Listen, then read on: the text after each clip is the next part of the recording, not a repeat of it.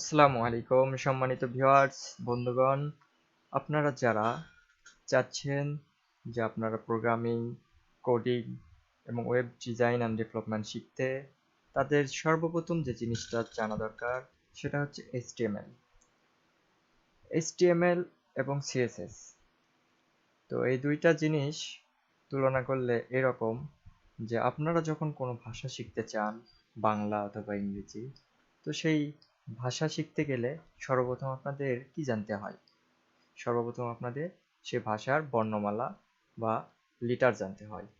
যে লিটার জানার পরে আপনারা আস্তে আস্তে সেই ভাষাগুলো গ্রামার এবং স্টেপ বাই স্টেপ আমরা সেই ভাষাগুলো শিখতে পারি। তো আপনারা যারা প্রোগ্রামিং, কোডিং এবং এই রিলেটেড ক্যারিয়ার করতে চান, তাদের সর্বপ্রথম এই জিনিসগুলো জানা দরকার। এইচটিএমএল এবং সিএসএস এটা জানলে আপনারা প্রোগ্রামিং নিয়ে জগতে প্রবেশ করতে পারবেন অতি সহজে। বা career web development, web design, এই ক্যারিয়ারে অনেকে ঢুকতে চাচ্ছেন কিন্তু বুঝতে পারছেন না আসলে কিভাবে শুরু করা দরকার। তো আমি আপনাদের এই চ্যানেলে ধারাবাহিকভাবে এইগুলো টিপস অ্যান্ড ট্রিক্স নিয়ে আলোচনা করব এবং এইচটিএমএল, সিএসএস এবং কোডিং রিলেটেড ভিডিওগুলো এই চ্যানেলে আসবে স্টেপ বাই স্টেপ। আপনারা যারা এই ভিডিওগুলো পেতে চান আমাদের চ্যানেলে অবশ্যই সাবস্ক্রাইব করুন এবং পাশে থাকা বেল আইকনে ক্লিক করুন যাতে আমাদের পরবর্তী ভিডিওগুলোর আপডেট পেতে পারেন সবার আগে।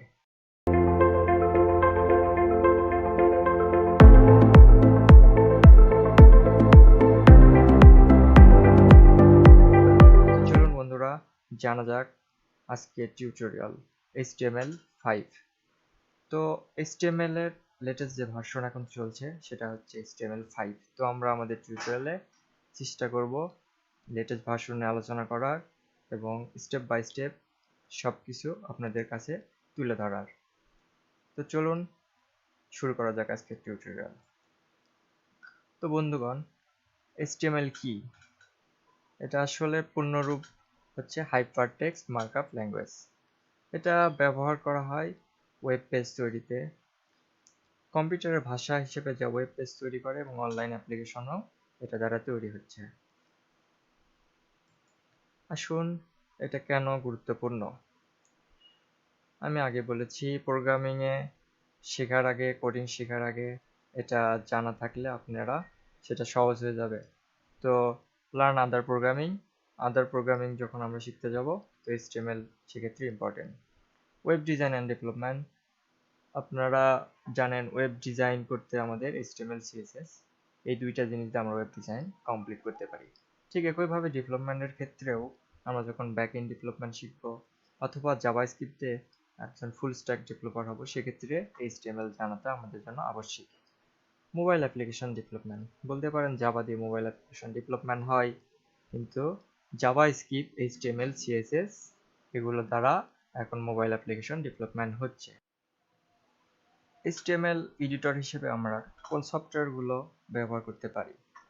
তো সর্বপ্রথম যে সফটওয়্যারটি আসে উইন্ডোজে ডিফল্টভাবে থাকে আমাদের প্রত্যেকের উইন্ডোজে, সেটা হচ্ছে নোটপ্যাড। আমরা নোটপ্যাড দিয়ে সুন্দরভাবে HTML এডিটর হিসেবে নোটপ্যাডকে ব্যবহার করতে পারি এবং HTML প্র্যাকটিস করতে পারি।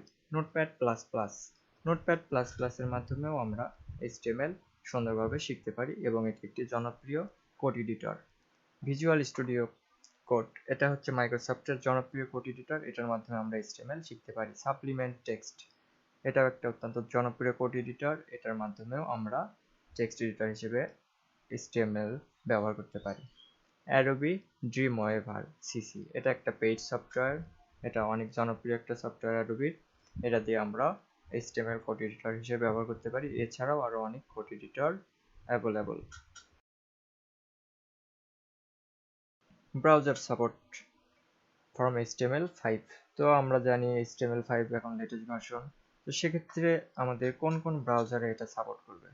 সেক্ষেত্রে আমরা দেখতে পাচ্ছি Google Chrome, Mozilla Firefox, Internet Explorer, Microsoft Edge, Opera, তো এগুলোতে সাপোর্ট করে। তো এর ভিতরে সমস্যা হচ্ছে আমাদের আপডেট ভার্সনগুলো থাকতে হবে। গুগল ক্রোমের দেখতে পাচ্ছেন কোন কোন ভার্সনে এর ফিচারগুলো সাপোর্ট করে এবং কোন কোন ফিচারে সাপোর্ট করে না, সেটা আমরা এখানে দেখতে পাচ্ছি।